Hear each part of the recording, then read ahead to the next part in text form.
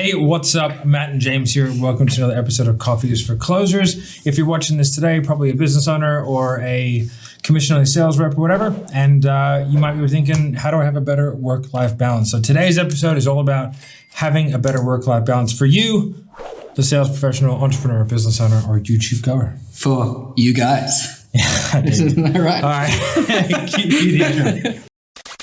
If you listen to this podcast, you will make your first million within 3 years. I'm going to repeat that. You will make $1 million within 3 years of the first episode you listen to.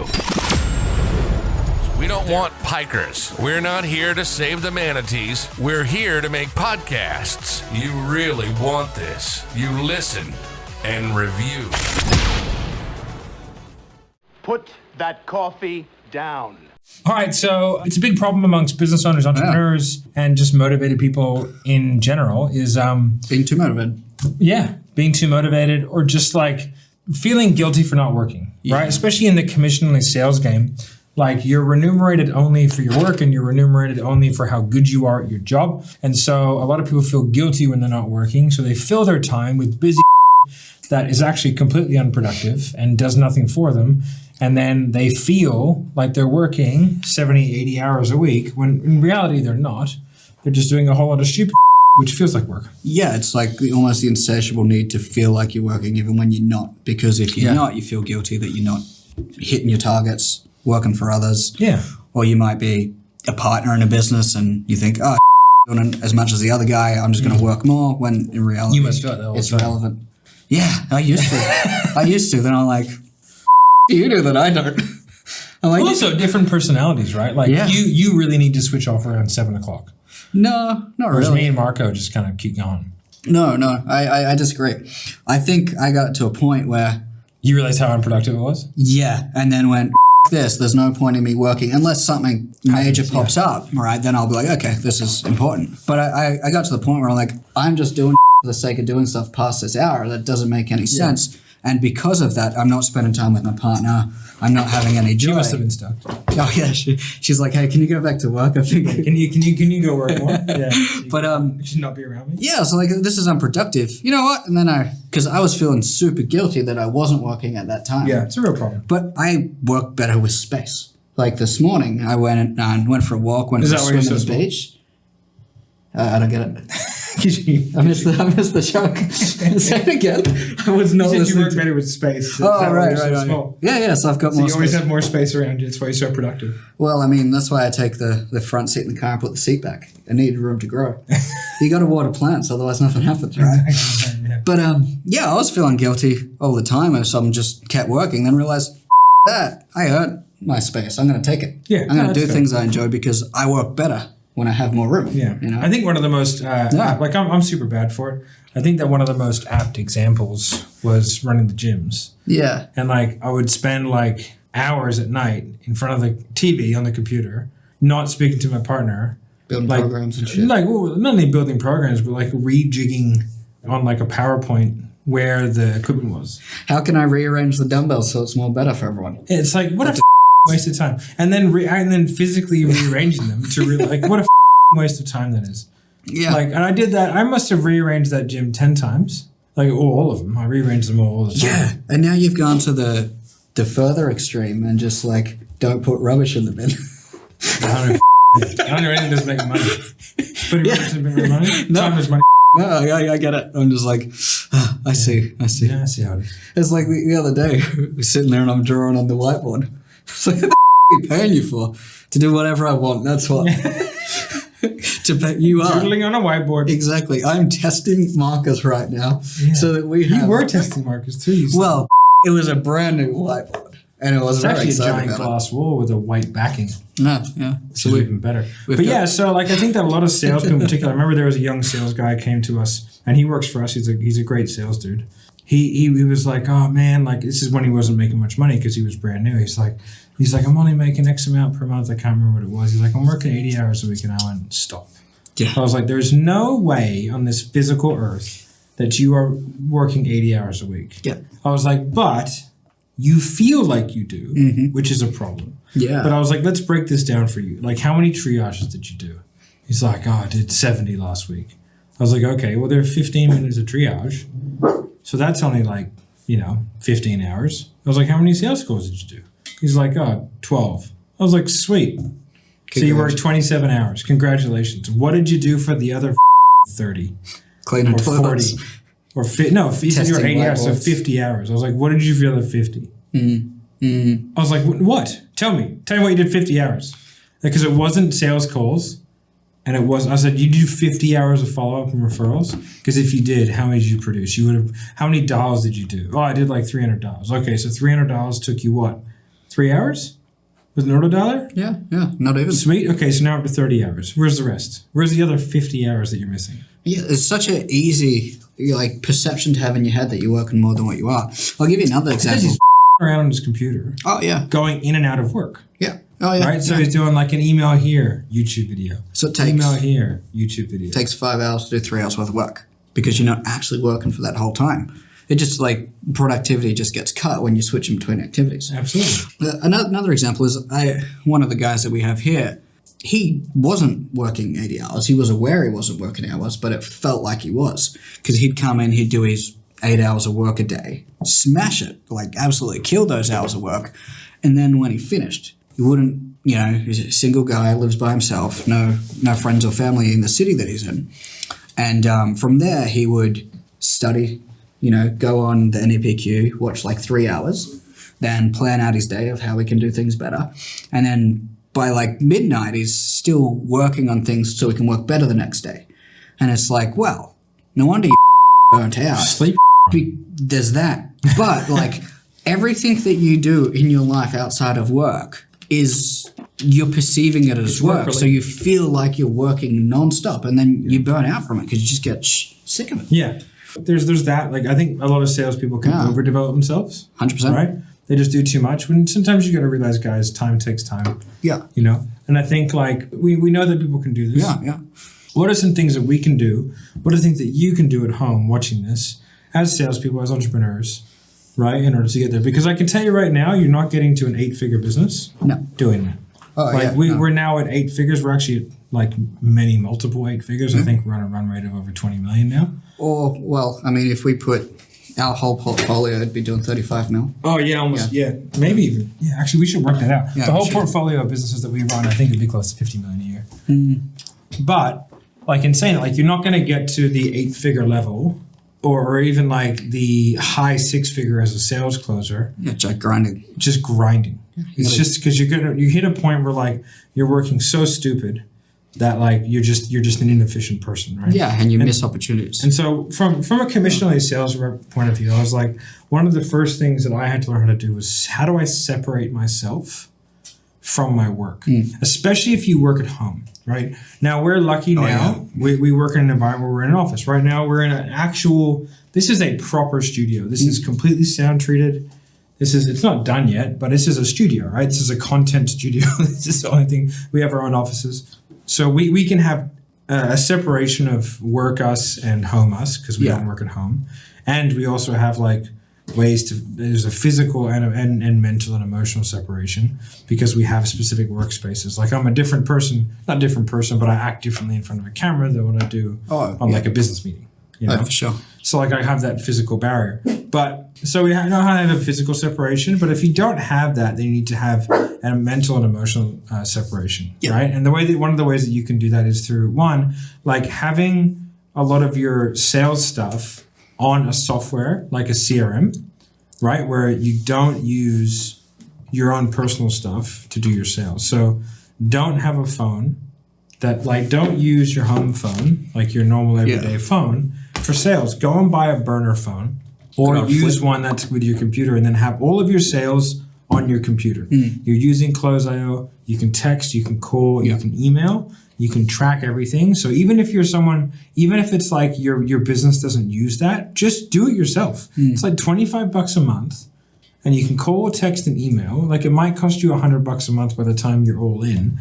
You now have a way to actually track, pipeline, email, text, call, integrate everything, and you can separate yourself from your job because now your phone is not tied to you. Because I tell you what, this thing is a source of constant anxiety. It is, yeah. That will just constantly remind you that you have deals falling through. I remember when I was just commissioned on these sales repping, like I had like 7 phones, right, at one stage, like 7 different phone numbers, right? I think I had 4 actual phones and I had 3 phone numbers on the computer.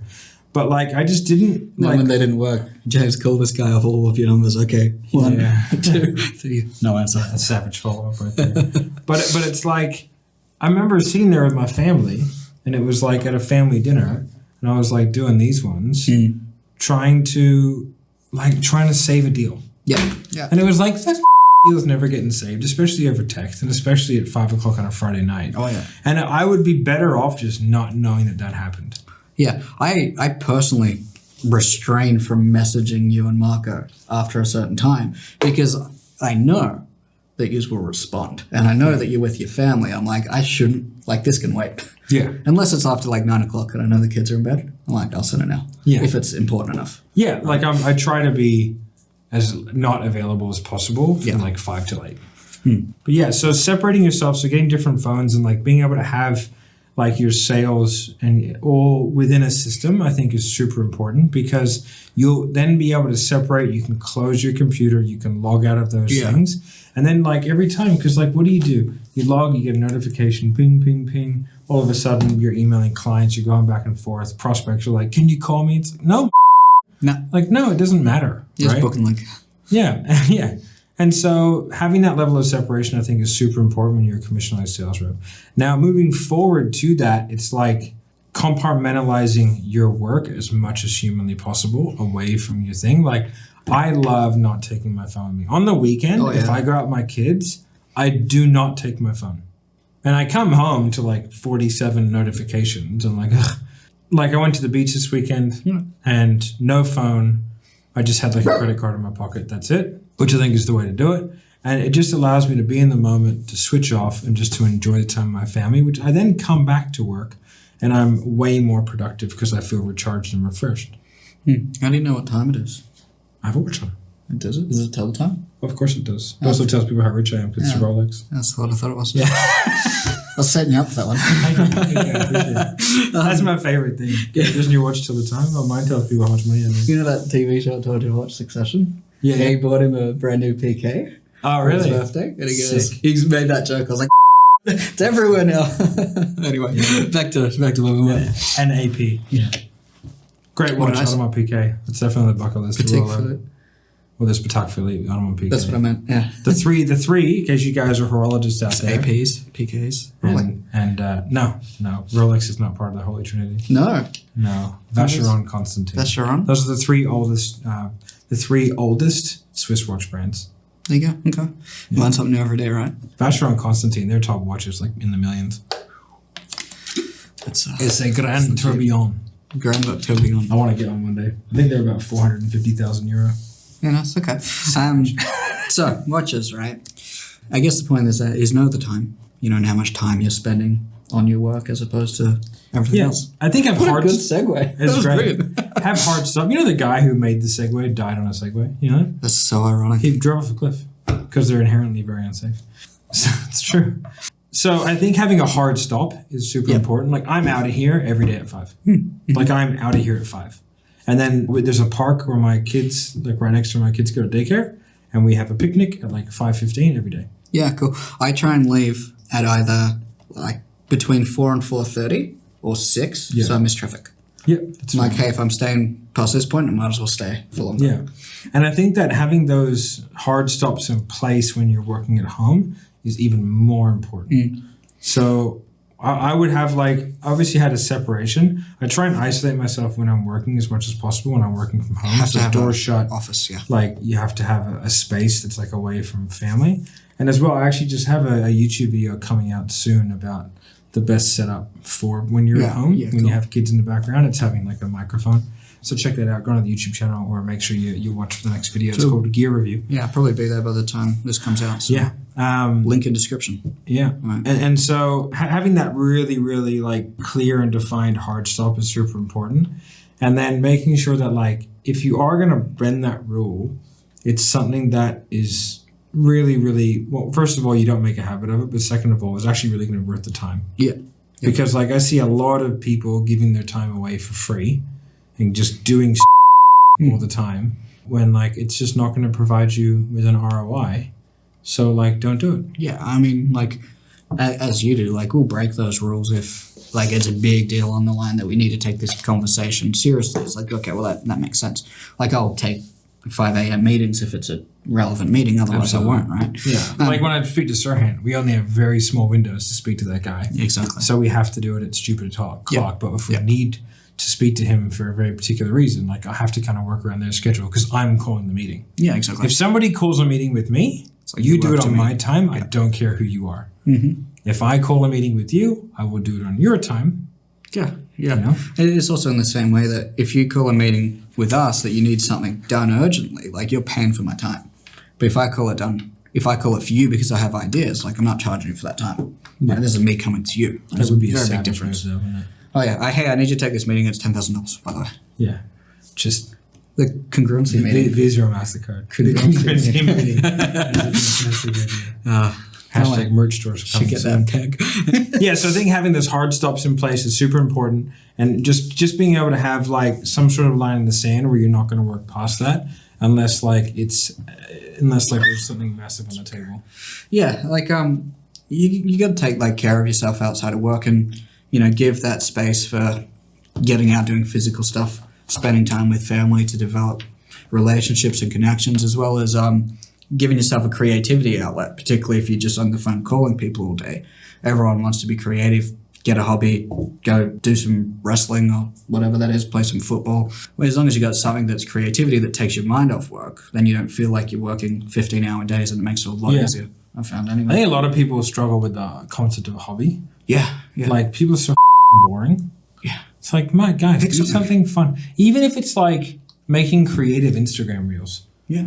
Like I love doing content. Content and cameras is like a hobby of mine. Yeah. Like I enjoy doing this. I like talking to camera. I like the camera aspect. I like figuring out the lighting. I like figuring out the cameras, the settings, the audio. I really enjoy it, right? So like I have drones that I fly on the weekend at home, all that kind of Yeah, stuff. just for fun. I managed to bring it into the content and stuff like that to try and make it more interesting. But like this is an enjoyable pastime for me. And then the rest of my time is taken up with kids. Yeah. Like if you don't have kids, get a pet. Yeah. Like, it's a good outlet for some fun and social and like that. Yeah. So I think like the They're good to takeaways. pick up chicks too. Yeah, they are. Work for me. Yeah. Respect. I think that the takeaways, when this doesn't have to be a long episode, I feel like 20 minutes is a good length for an episode. But it is like, make sure you have a hard stop, make sure that you can separate yourself from work, and you have those times where it's like, no, I don't work past this time, and don't make exceptions for crazy prospects. Like the thing is let's say you're selling a coaching program or something, or when you're selling anything, to be honest, because the fallback person when you have issues is always the salesperson. Because they feel like the prospect is always going to have the best emotional connection with the salesperson. They have done surveys, actual proper studies, and I think it's something silly, like it's in the 90s. 90% of a person's customer satisfaction rating links directly with the sale. Yeah. Right? So how easy it Expectation was, management. how well the sale was done, the relationship with the salesperson, that is a lot to do with how happy your clients are, right? And so if you're a sales guy or if you're an entrepreneur, and you're the one doing the sales, and then every single problem will fall back on you, right? And so you have to set expectations very early, and it's something that I was really bad at. Was like I would take prospects calls at all times. They'd text me at 10 p.m. I'd reply straight away, thinking that I'm providing a good service. But what I was doing is I was setting myself up for failure, because once I'd created an unattainable or like non-replicatable standard, then like anytime I didn't get back to them in 20 minutes, they were pissed off. Yeah. Because I'd set that as the standard. And it's like, that can't be the standard, because as you make more sales, more people are going to fall back on you, and it's a self-licking ice cream from hell. Oh yeah. You just create dramas for yourself. So You teach people how to treat you. exactly, people will be happy with whatever they're given as long as that's what they're told they're given. Yeah. And so you need to be very clear with your time. Also, if you are a commission-only sales rep, do not allow the account holder to treat you like an employee. And this is something I've always been very good at, is not accepting, like, hey, you want me to do that's fine. Hey, you can you gotta do pay this me. for me? Can you get to our event early and set up? And Can you do sales training for our clients? Yeah, what are you going to pay me? And you have to say, yeah, I'm happy to do that. What's the going rate? Like, what's the offer? And they'll go, oh, I just thought, it's like, no, I'm a commission only sales guy, dude. I am commission only. Like, that means that every hour that you pull me out of selling, not only are you not paying me money, but you're actually costing me money because I make X amount on a sales call. So if you want me, if I make $1,000 a sale and you want me to do an hour a week, I need at least half that. At least half that. Otherwise, I'm physically losing $1,000. That's a loss of $1,000 potential income that I could be making, or I could be setting leads, I could be setting follow-ups, I could be getting referrals, I could be making money. I do not do for you for free.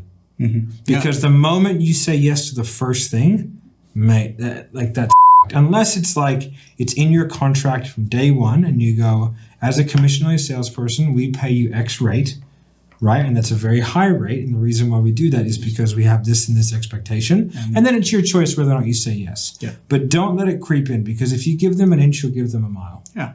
Right? And it's not malicious. And it's just a thing that will become a massive headache if you don't nip it in the bud early. yeah, and every time you give someone power, they never give it up. So I guess like my key thing is like for the you guys that are watching, that's For you, have you one those, like, individual. The individual watching this right now. that are super motivated and do heaps of work, right? The biggest thing to do outside of actual work is pick something that makes you feel like you're having progression, right? Whether that's That's why jiu-jitsu is so good. like some sort of hobby, a collection, a relationship, anything that you feel you can move towards. You get that elsewhere that isn't in work, so that part of your life is fulfilled, so you don't need to spend 6 hours after your work hours actually working, because you are getting that level of I'm progressing, ticking goals, I'm ticking the boxes and everything like that. And we've put a lot of strategies in place for our guys that are heavily driven and almost have addictive personalities when it comes to progress. And that strategy works like tenfold every time to get them into state so they can perform every day. So try that. Absolutely. Yeah. But if you want to learn more about this kind of stuff, guys, you can go to salessniper.net, check out our stuff. You can subscribe to this channel that you're watching this, or if you're listening to this on audio only, make sure you subscribe so you listen to more podcasts, all right?